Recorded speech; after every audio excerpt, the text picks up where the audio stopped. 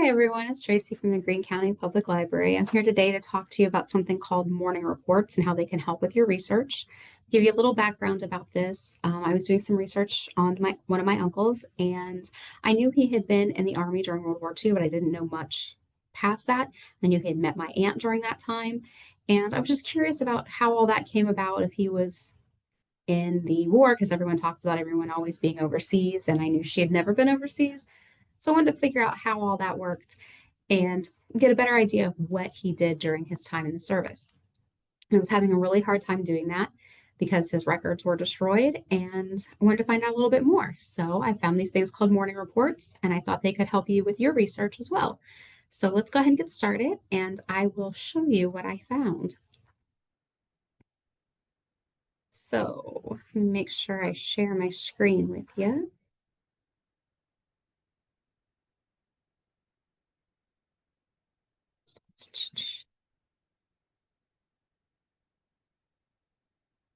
Okay. Technical difficulties. All right. So morning reports. I'm using this specifically for the Army. They do have them for other branches as well. I haven't really dove into those very much. Like I said, I've just been focusing on the Army during World War II, but this will give us an idea. So in 1973, there was a huge fire that destroyed a lot of the military personnel records. About 80% of Army records for people who were discharged between 1912 and 1960 were destroyed, and 75% of the Air Force between 47 and 64 were lost. So that means the information is just gone. Their whole personnel files, where they served, when they served, what units they were with, all that for a lot of these guys is just completely gone, which is why I didn't know much about my uncle's service because he just didn't talk about it. He just said I was in the war and that was it. Me being nosy and a genealogist, I wanted to find out a little bit more. So the first thing we need to know is there are two types of records. There are archival and non-archival. And just to give you a basic idea, for what we need them for in this specific situation is one is searchable online and it's free. The other one is not searchable online and you have to go through a few more hoops. So the non-archival, those are the ones that we have. You have to do special requests. There's forms. You may need payment, etc. All the details are on archives.gov for how to request these. Mostly it's between 1969 and 1974, although there are other dates, as I learned, or that are included in this non-archival research, specifically if they were overseas, if it was classified information, that type of stuff.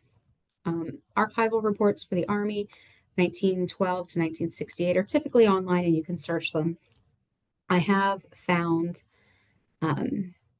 most of the ones stateside are more likely to be archival and overseas are going to be non-archival. I don't quite understand that, but that's how it is. So the first thing you need to do is start with the information that you have. So scrounge around, see what you can find, um, and start writing down all this information. Now, I'm going to jump around between screens so I can show you what I had and how I was working with stuff. I did have a couple papers with me at all times when I was doing research in the morning reports just to help keep everything straight and in line. So if you can, find your enlistment papers, discharge papers, VA information, any kind of records of promotions or demotions. This could be awards or paychecks where it said he got a raise, medals for service. And I know the number three sounds funny, funeral papers, but sometimes if they died during this time before the fire happened, um, the funeral homes actually had paperwork from the military, especially if they were receiving any kind of military um, salutes or anything like that during the service. They would have that, or a military headstone. They would have information from the VA, which would help you find out more information and help fill in some of the gaps.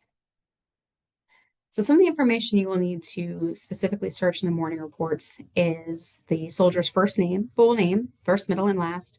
If you know it, their social security number, branch of service, approximate dates they served, their service number, what unit they were with, and what base they served at. Now, a lot of this information you may not know. So the first thing you need to do is start with some research. You have to research. It sounds a little silly, but that's how it works with genealogy sometimes. So you could start at the Greene County Public Library, which is where I started, specifically with Fold 3 and Ancestry. And then you can go to archives.gov as well. But here on the Greene County's webpage, I went to Fold 3 to look for my Uncle Carl. I just typed in his name, Carl T. Klaus, and looked around to see if I had the right guy. So is this the right uncle? I looked it up. It's like, yep, that was his birthday. That's when he died. When I clicked on that, it gave me a little more information and his basic last four of his social security number. Now that'll come in handy here in a minute when I went to the next record, the enlistment records, to see when he enlisted, if it's his name, social serial number, and all that information. His birthday was 1911. But down here at the bottom is where I found it very, very helpful because you can possibly, some, not all, have actually scanned the original document, their actual enlistment papers, instead of just a summary like this is. So you can actually read the enlistment paper. And I was able to see his social security, his full social security number here.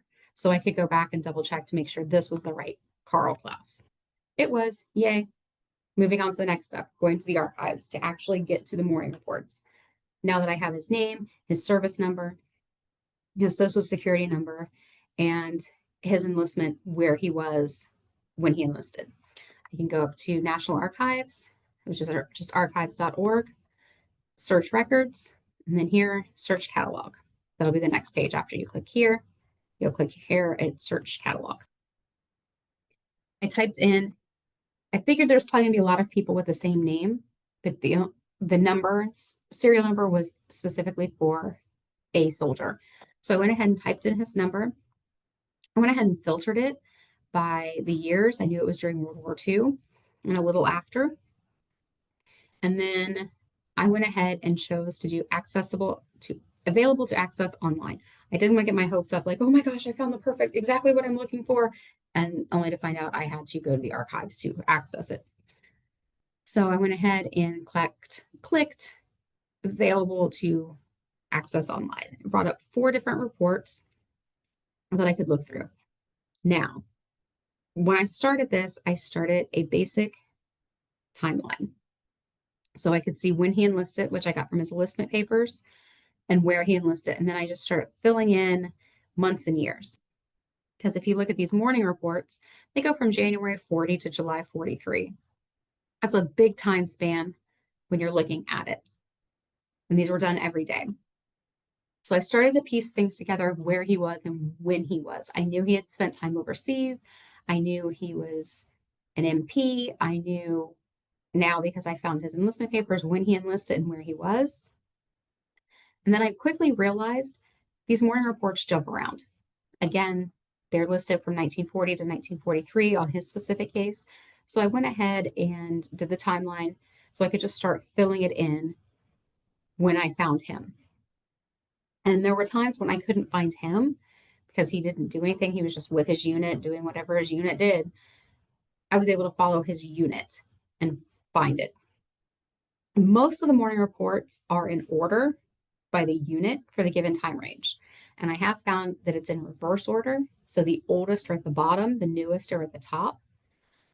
So I started at the bottom and just started going up through the top, and I could kind of get an idea of like, okay, this is January of 40, this is February of 40, this, so on and so on. So I could get to where I needed to be. Again, my timeline, this is something I had open up, sitting beside me at all times. So anytime I found his name or his unit, anything like that, I could fill it in and keep an eye on where he was. I'm going to go through a couple records and I'm going to pop back over to this. So this is what happens when you click on the morning reports. So right here, I just clicked on that. This is what popped up. As you can see, it gives you an image because this is just a basically microfilm online. Sometimes some of them have these search items found, or it says where they found the number I was looking for because I just put in his serial number. Sometimes it has it, sometimes it doesn't. Sometimes you'll have to just scroll through, the 1,000 records that are there. Sometimes you luck out and it has those. and may or may not be. Just be prepared. So this is what I clicked on for the first one. Lucked out, everything was right there on the first page. I was able to see his name, Carl T. Klaus, double check, make sure it's him. Usually they have their name and their number, so you can make sure you have the right guy because they always want to make sure they have the right guy too. It had where he was. He was in Fort Custer, Michigan, and June 11th, 43, which is right about not too long after he enlisted, and he was put in with the MPs as a police escort with this 436th unit. Shows when he was promoted, so I added all of that here. July, Fort Custer. He was in Fort Hays, then he moved to Fort Custer, and he was, because he was assigned to the MP unit in his enlistment. I saw there it is again, moved there. The next one I clicked on was a little bit harder to understand. This talks about his unit, have the right unit, have the right Klaus, have the right number. They have him in Aliceville, Alabama. And as you can see, there's just a whole list of names here. And when I said they work like slide or work like microfilm is because there were this page and then two more and then this page. I had to flip through all of them. So it highlighted this page to tell me where he was, but I had to flip through multiple pages to find out why he was listed with all these guys. And it turned out that he was assigned temporary duty to another base in Alabama. So part of his unit went, part of it didn't. But I could follow his unit then at the new base in Alabama to see where he was. The next one was from a different one where it talked about his unit. I had followed him around, knew his unit had gotten transferred again, this time to Mississippi. And it also talks about they were assigned to a different unit. Here's his unit being assigned to a different unit to work together. So I could check under both units during this time to see if anything interesting happened during that. Now, these morning reports kind of give you like a basic idea of what happened, when it happened, who got transferred where, were there any incidences. You can see on some of these morning reports, I can see he had a 5-day hospital stay, days he had furlough, got vacation, and so on and so on. I saw when his unit and he got transferred to Europe, when they came back from Europe, when they turned around and left for Europe again, and when they got home. All of that was in these records that I would not have known about. I did not even know there were POW camps in the United States, let alone in multiple states. And my uncle and grandfather both apparently served in those. And then I did not realize he had been in Europe, came home and went back to Europe. So he had been stationed in multiple places overseas. I didn't know that. So what do you do next? You've started finding information. You're starting to slow things down a little bit. What do you do next? Well, there's a couple things you can do. You have his unit number and his numbers, his private or his serial number. You can start following around to get an idea of where he went. Try different search combinations. Again, we've talked about this with genealogy. Spelling is not the greatest. Transcribing is not the greatest. So kind of play with it a little bit. I saw his name spelled with one S, two S's, an E, a K, all different kinds of spellings. Usually his unit number was accurate, but sometimes when they're transcribing them, 3s and 5s and 8s aren't always the clearest. So they can kind of get mixed up. So you may need to kind of play around a little bit. Notice different spellings. Sometimes they use social security numbers. So those are other things you can try to search with if you're not having any luck finding him with the information you'd been searching with. And I really recommend, I can't recommend it enough, using one of these timelines because you can see, oh, from here to here, there was a big branch, big hunk of time where I couldn't find him. I was able to find him in the hospital here and was able to understand what was going on. Eventually, I did find some more of when his unit had trainings and stuff like that to understand that they were preparing these guys during this time to be sent to Europe to be MPs overseas. But again, later on, I found more like training records and things like that to give you an idea of where he had been in the United States. Another thing is with some of these, they have like their own secret language. If you look here, I had no idea what any of this meant. So I actually had to go to Google and find a decoder. Basically, I just did morning reports, abbreviations, and a whole like decoder cheat sheet popped up that I was able to translate that into English so I could actually understand. So in morning reports, what are some things you can actually find and information you can learn? You can learn about where they were stationed. Again, I learned there were POW camps in the United States. What jobs they had. Were they MPs? Were they instructors? Were they truck drivers? Were they whatever kinds of jobs that they had? Were they in special trainings? Did the units go for special trainings? If they were sick, did they spend any time in the hospital? It talks about promotions. There's a big, usually list of people who were promoted, people who were demoted. When they got transferred to other bases, their units changed, they got new officers, they got promoted, those kind of things. What the unit actually did, were they MPs, were they stationed to go to battle, were they any of that stuff will be in these. And it gives you kind of an idea of what their daily life was like and how their routines worked throughout their service. Now, there are some things you're not going to find online. These are a work in progress. Like I said, the microfilms sometimes are searchable, sometimes they're not. People have to go in and like teach the computer how to search for these things. So that's always being added. New films are always being released, so things are always being updated.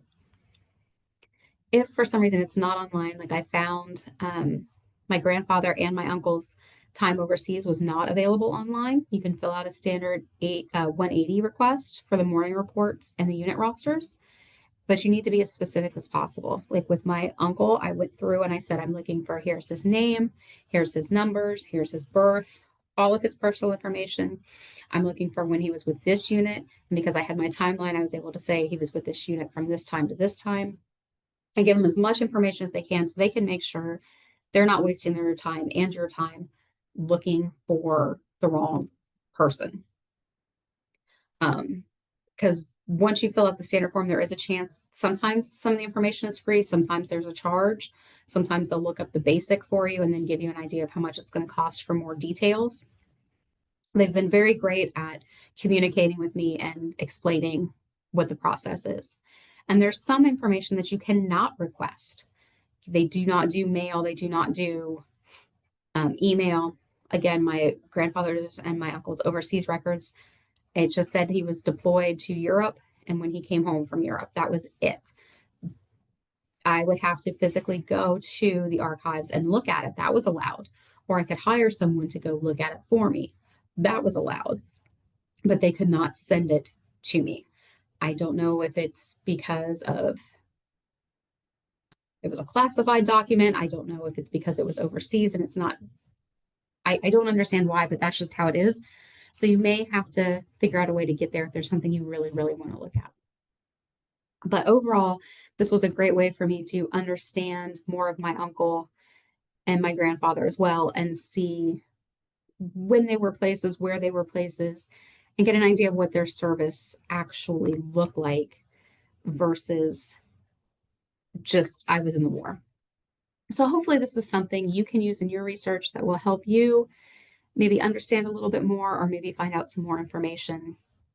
As I said, since he was in the hospital, I was able to find some more VA information and get a little bit better idea of his service and what his life was like. So I hope you enjoyed. I hope this is something you can find useful and keep looking for new ways to enhance your research. Enjoy.